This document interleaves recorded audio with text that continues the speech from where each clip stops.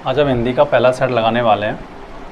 पहला क्वेश्चन है जिसमें कोई पद प्रधान नहीं होता तथा अन्य अर्थ निकलता है, वहाँ होता है, वहाँ पे कौन सा समास होता है? तो वहाँ पे बहुव्रीहि समास होता है जिसमें कोई अन्य अर्थ निकलता है। जैसे नीलकंठ, नीला है कंठ जिसका, मतलब शिव, मतलब कोई एक अलग सांकेतिक अर्थ निकलता है। अब बात आती है कि समास का अर्थ क्या होता है।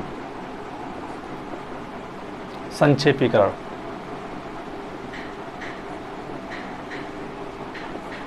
इसका अर्थ होता है संक्षेपीकरण, और इसकी जो परिभाषा होती है, दो या दो से अधिक शब्दों को मिलाकर बने हुए नवीन या एक सार्थक शब्द को समास कहते हैं।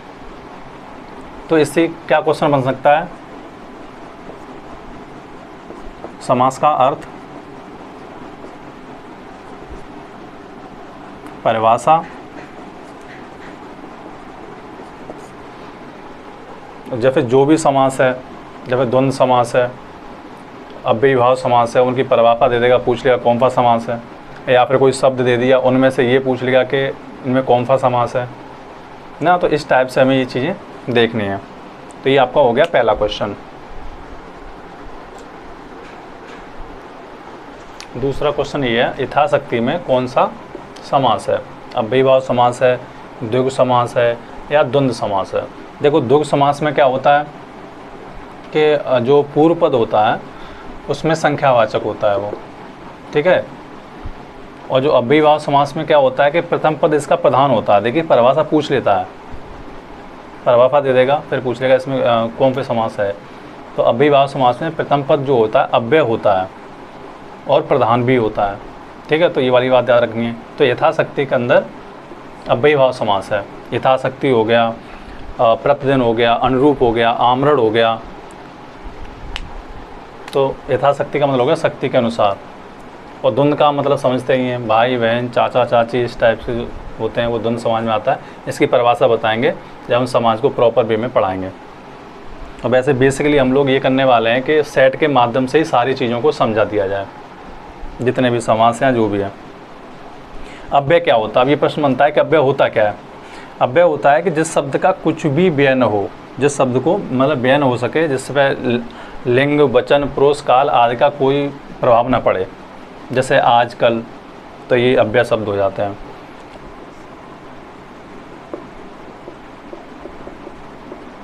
ऐहिक का विलोम क्या होगा?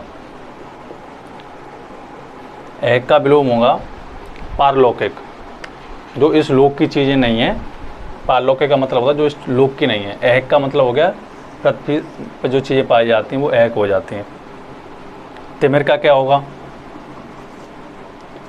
तिमिर, तिमिर का विलोम, तिमिर का विलोम जो होता है आलोक, आलोक या ज्योति, आलोक और ज्योति, ये तिमिर के विलोम हो गए। दिवस का साचर का विलोम बताइए।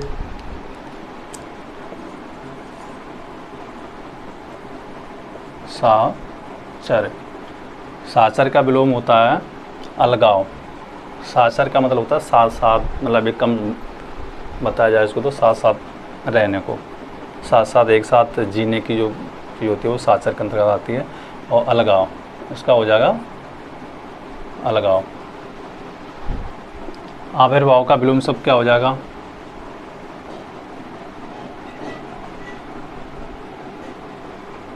आविर्भाव का जो विलोम शब्द होगा तिरोभाव, क्या हो जाएगा? तिरोभाव।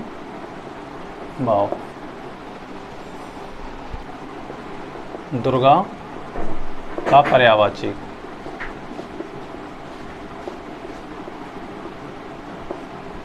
चार विकल्प दे रखे होंगे, शैलपुत्री, कालिका, भवानी। तो शैलपुत्री, कालिका, भवानी, सभी। मतलब इस शैलपुत्री बोलते हैं दुर्गा को, कालिका भी बोलते हैं, भवानी भी बोलते हैं, यानी कि सारे सही हैं। इनके अन्य क्या हैं? अन्य जो पर्यायवाची हैं, चंडिका, चंडिका हो गया, महागौरी हो गया, कालिका हो गया, कालिका, महागौरी, सिंहवाहिनी, सिंहवाहिनी मतलब शेर पे चलने वाली, सिंह की सवारी करने वाली सिंहवाहिनी। पानी का पर्यायवाची सलिल भी होता है, तो यह भी होता है, उदक भी होता है। मतलब इसके सारे आंसर पानी के पर्यायवाची हैं। पानी के अन्य पर्यायवाची बारी, अन्य पर्यायवाची बारी, व नीर, नीर तो सभी जानते हैं, जल सब जानते हैं। अम्बु भी होता है इसका, अम्बु। मेघ पुष्प भी है, मेघ पुष्प। ये पानी के पर्यायवाची। क्या क्या पर्यायवाची है? सलिल हो गया, तोय हो गया, उदक हो गया। देखो इम्पोर्टेंट है ये, सलिल भी इम्पोर्टेंट है। देखो इसके जो पर्यायवाची जल और नीर, ये तो सभी जानते हैं। ये पूछ सकता है आपको सलिल, तोय पूछ सकता है, उदक पूछ सकता है, वारी पूछ सकता है, अम्बु पूछ सकता है, मेघ पुष्प पूछ सकता है, नीर तो सबको ही पता है।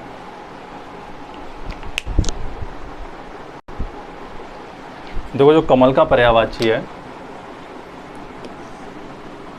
अरविंद है, पंकज है, पुंडरीक है। मतलब सारे हैं। पुंडरीक इम्पोर्टेंट है, पुंडरीक थोड़ा टफ भी है। अरविंद कमल का, पंकज कमल का, पुंडरीक कमल। अन्य इसके क्या हैं? सरोज, अन्य सरोज, जलज, नीरज, ये कमल के पर्यायवाची हैं।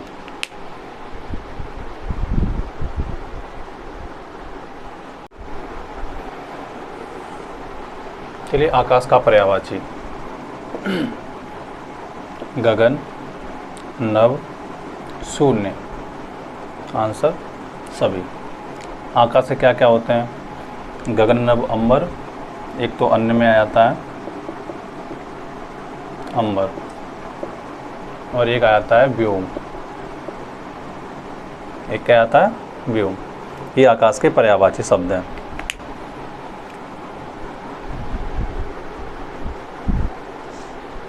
अब आगे ये मुहावरा है, सब्ज बाग दिखाना। सब्ज बाग दिखाने का क्या मतलब होता है?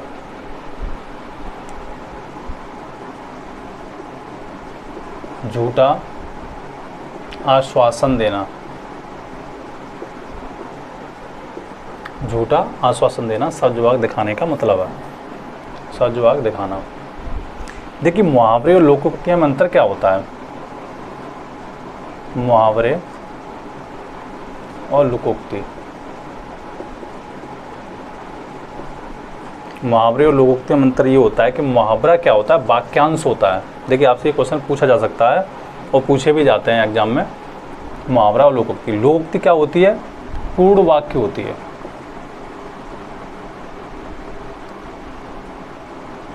पूर्ण क्या होती है? पूर्ण वाक्य, मतलब कंप्लीट सेंटेंस होता है ये। मुहावरा क्या होता है? वाक्यांश, मतलब वाक्य का, सेंटेंस का एक भाग होता है मुहावरा। तो मुहावरे को क्या होता है कि स्वतंत्र रूप से प्रयोग नहीं कर सकते, इसे एक सेंटेंस में या वाक्य के अंदर ही प्रयोग किया जा सकता है। लोकोक्ति पूर्ण वाक्य होती है, इसको स्वतंत्र रूप से प्रयोग कर सकते हैं।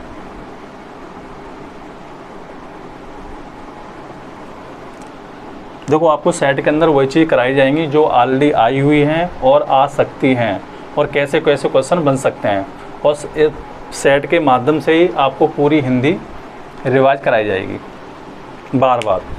नियम बहुत ज़्यादा याद करने की ज़रूरत नहीं है। जूतियों में दाल बांटना,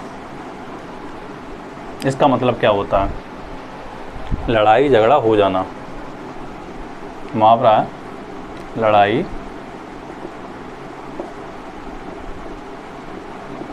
झगड़ा हो जाना, लड़ाई झगड़ा हो जाना। अगर जूतियों में भर के अगर किसी को आप दाल बांटेंगे तो आदमी तो चिढ़ ही जाएगा, वो तो लड़ने के लिए तैयार हो ही जाएगा। तो मतलब लड़ाई झगड़ा हो जाना, जूतियों में दाल बांटने का मतलब। कदली का तद्भव क्या होता है? केला। अगला क्वेश्चन है, उपाध्याय का तद्भव क्या होता है? ओझा। इसका होता है ओझा, ठीक है। उपाध्याय का तद्भव। अब बात आती है कि तद्भव और तत्सम ये होते क्या हैं। देखो, तद्भव होते हैं और तत्सम ये संस्कृत भाषा से ज्यों के त्यों ले लिए गए हैं। संस्कृत भाषा से ज्यों के त्यों, मतलब एज इट इज ले लिए गए हैं, वो तत्सम है। तद्भव क्या है? ये लोग उसके परिवर्तित रूप हैं, मतलब उन्हें बदल के, यानी उससे विकसित हुए हैं।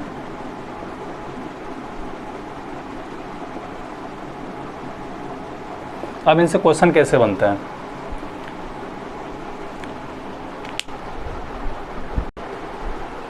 जो क्वेश्चन बनते हैं निम्न में से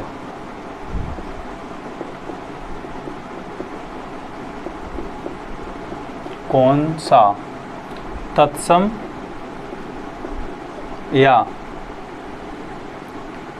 तद्भव है? निम्न में से कौन सा तत्सम या तद्भव है? एक तो ये।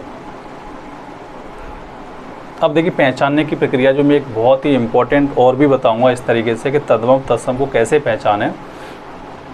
और डायरेक्ट कैसे पूछता है?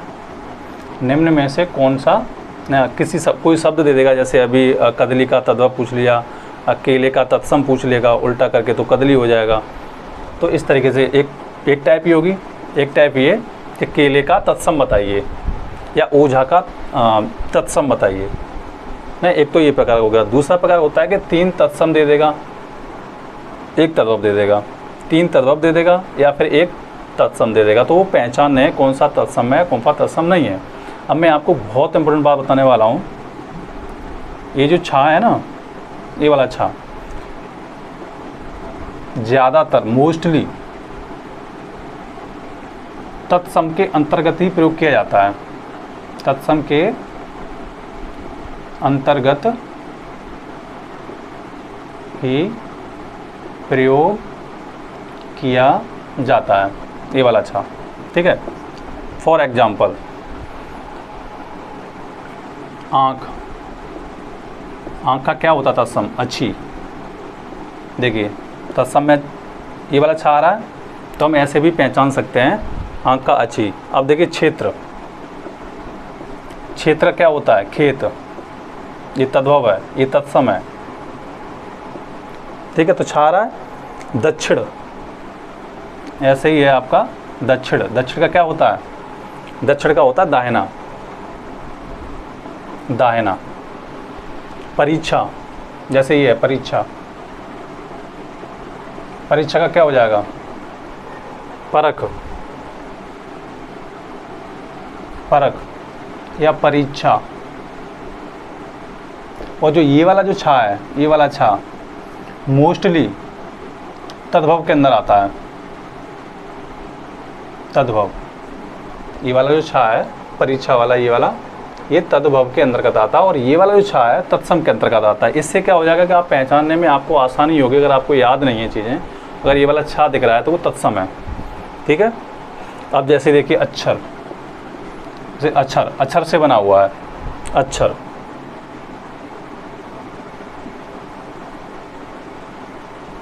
देखो, ये वाला छा आ गया, ये तत्सम है। ये क्या है? तत्सम। ये वाला छा आ गया, ये क्या है? तद्भव।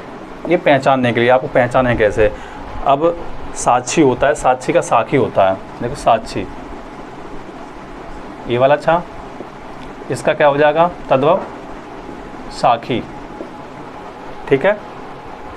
और मक्खी का क्या होता है? मच्छका, मच्छका। ये किसका होता है? मक्खी का। तो ये वाला छा आ गया, यानी क्या है? तत्सम है। तो इस तरीके से भी आप पहचान सकते हैं। और भी हैं ऐसे शब्द जो मैं आपको अगले सेट में बताऊंगा, या एक प्रॉपर वीडियो तत्सम तत्सम की होगी तो उसमें मैं आपको ये चीज़ समझाऊंगा। करपट का तद्भव बताइए। इसका होता है करपट का कपड़ा। देखो शुद्ध वर्तनी के शब्द हैं जो मैं आपको बताने जा रहा हूँ, इस सेट का हिस्सा है। उत्सव, उत्सव को कैसे लिखते हैं? देखो शुद्ध वर्तनी को अगर हमें सारी की सारी सही करनी है, जानना है, तो उनमें एक काम कर सकते हैं कि इनको बार बार आप लिख सकते हैं। ठीक है, जैसे उत्सव है, उत्सव को हम ऐसे लिखते हैं। ठीक है, बाकी इसमें बदल के दे देगा, कुछ भी दे देगा। कवित्री, कवयित्री जो कवि का स्त्रीलिंग है, कवित्री। शुश्रूषा, शुश्रू,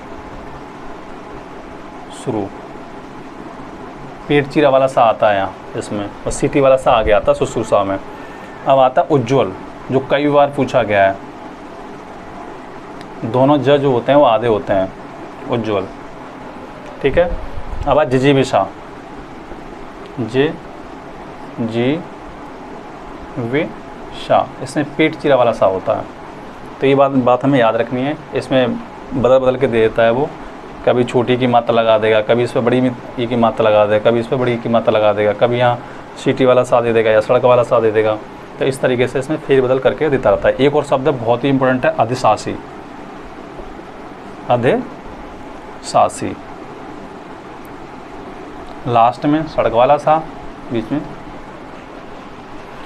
तो ये शब्द हमें याद रखने हैं एज ए शुद्ध वर्तनी। शुद्ध वर्तनी को हम अच्छा कैसे करें कि इन्हें बार बार रफ है लिख करके देखें। अब आती है अगला प्रश्न आता है, तिलक लगाने में जिस अन्न का प्रयोग किया जाता है। मतलब एक शब्द वाले जो क्वेश्चन है, तिलक लगाने में, तिलक लगाने में किस अन्न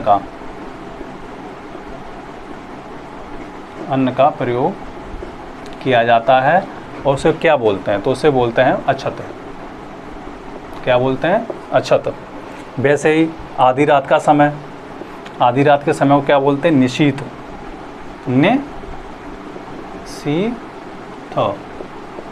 उसे निशीथ बोलते हैं। खाद्य सामग्री जो हम रास्ते में उपयोग के लिए लेके जाते हैं उसे बोलते हैं पाथेय। खाद्य सामग्री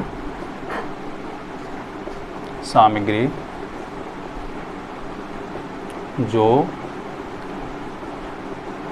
रास्ते में उपभोग के लिए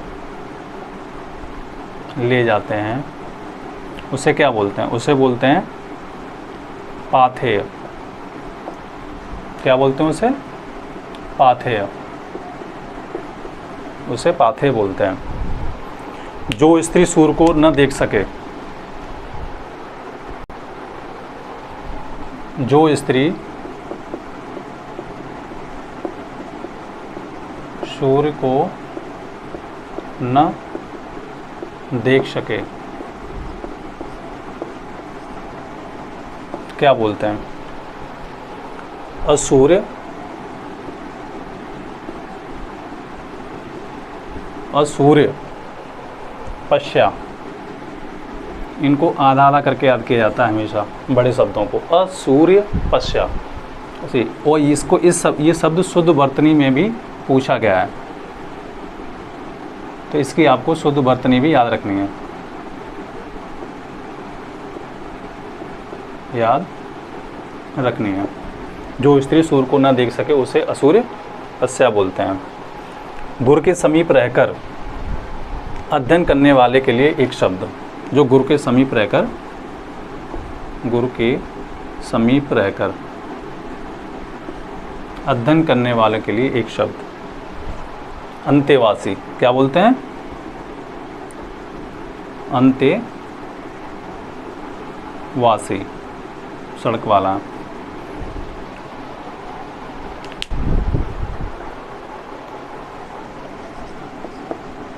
अंतस्थ व्यंजन क्या होते हैं? क्वेश्चन पूछ लेता है कि निम्न में से कौन अंतस्थ व्यंजन के अंतर्गत नहीं आता है, या कौन कौन है, और 4 ऑप्शन होंगे, उनमें चूज करना पड़ेगा। तो कौन कौन से हैं? पहले तो इनकी संख्या होती है 4। कितनी संख्या होती है? टोटल कितने होते हैं? 4 होते हैं, मतलब 4। कौन कौन से होते हैं? या, र, ल, व, यर लव, अंतस्थ व्यंजन यर लव 4 होते हैं। वैसे ही ऊष्म व्यंजन क्या होते हैं?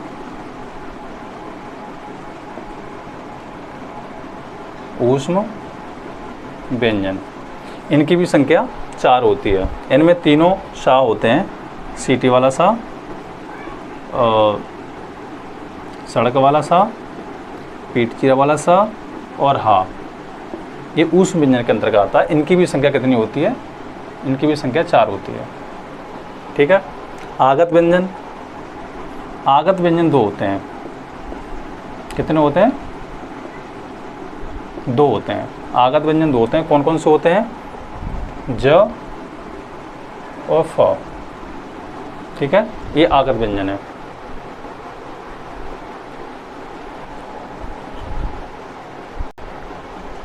संयुक्त व्यंजन, नेक्स्ट क्वेश्चन है सेट का, संयुक्त व्यंजन कौन कौन से होते हैं? तो इनकी संख्या 4 होती है। केवल आगत व्यंजन की संख्या जो होती है वो 2 होती है। बाकी जो तीनों मैंने बताया, अंतस्थ व्यंजन, ऊष्म व्यंजन और संयुक्त व्यंजन, जो मैं बताने वाला हूँ, इनकी भी संख्या 4 है। कौन कौन से हैं? की संख्या 4 होती है। कौन कौन से हैं? छ, त्र, ज्ञ, स्र। छ, त्र, ज्ञ, ज्ञ ज्ञानी वाला। ठीक है, छ, त्र, ज्ञ, स्र, ये 4 होते हैं संयुक्त व्यंजन। तो इससे क्वेश्चन ऐसे ही बनता है, इनमें से कौन संयुक्त व्यंजन नहीं है या कौन है और इनकी संख्या कितनी होती है, ये चीज़ हमें याद रखनी है। ठीक है।